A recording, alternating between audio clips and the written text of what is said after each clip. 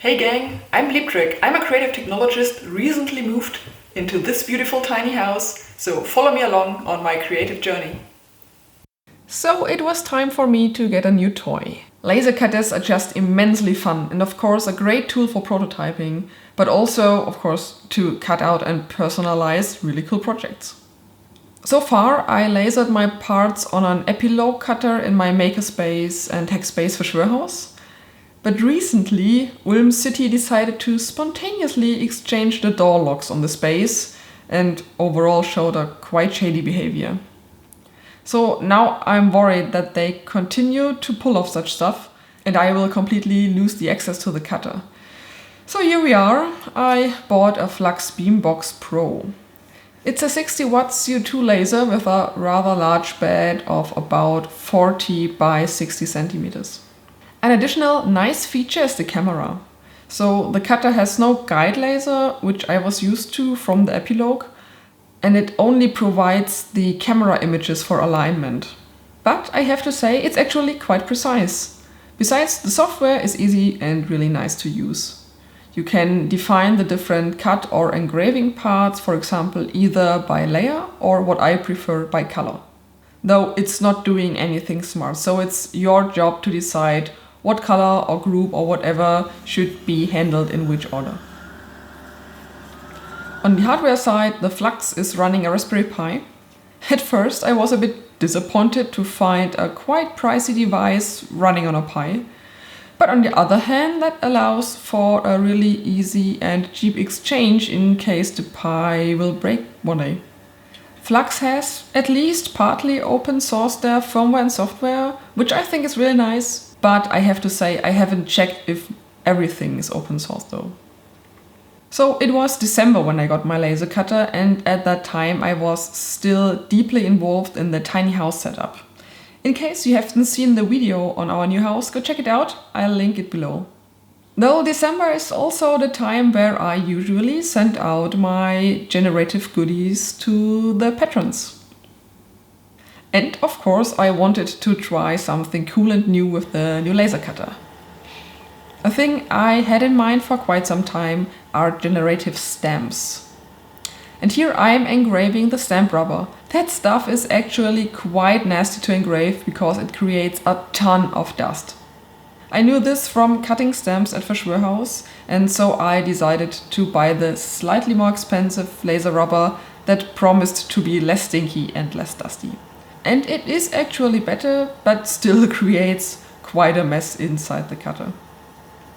Oh well, the Flux cuts through plywood like butter. The 60 watts are really worth it here.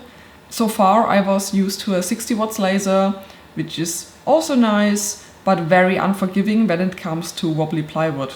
And well, that 4mm plywood is always wobbly. The wood parts should become the backsides for the stamps. And guess what? I did not forget to mirror the stamps. Man, what a day! When the rubber is done with engraving and cutting, it needs to get a wash to get all the dust off. Next time I absolutely need a little brush for that. Getting all the crumbly stuff off feels like a little archaeological excavation. A next step is the assembly, and for some reason the laser is not really able to cut all the way through the rubber, and so I peel the stamp parts out of the rubber mat. Then I need to figure out which direction the two parts belong together, so I can glue them correctly. But what do the stamps actually show? I got inspired by Celtic knots and Art Nouveau swirls, so I thought I could push the generativeness, is this even a word, to a new level. Some time ago, at one of the Operation Mindfuck talks I do together with my friend Blinry, I talked about trutchet tiles.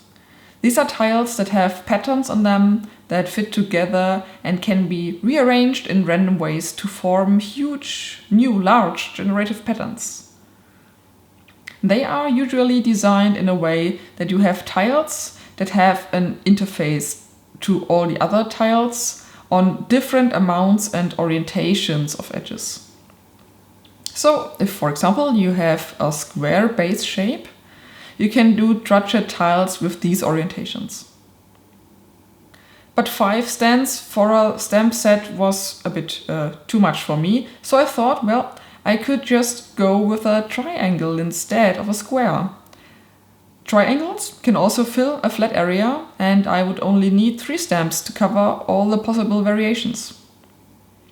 So in the next step, I'm choosing random points on one of the triangle sides. Well, actually only on half of a triangle side, and then I mirror them over to the other half. This makes sure that each side can interface all the other triangle sides correctly. And now that I have my points, I can connect them with randomized swirls.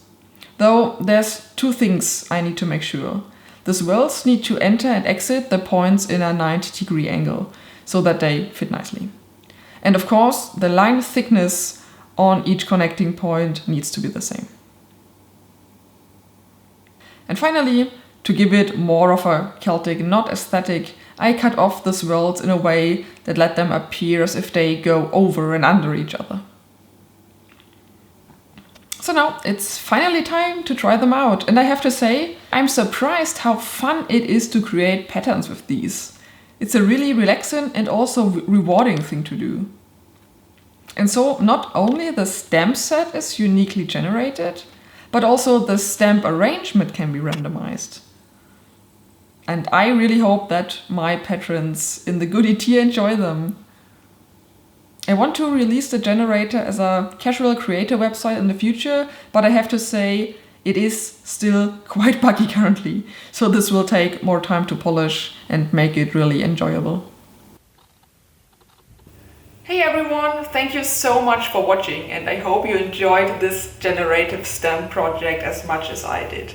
If you want to see more, please consider following me either here on YouTube or over on Twitter, Instagram or TikTok. And maybe if you want to get one of those generative goodies on your own, please also consider subscribing to my Patreon. I send out generative goodies twice a year. So I hope to see you soon and have a great day. Bye!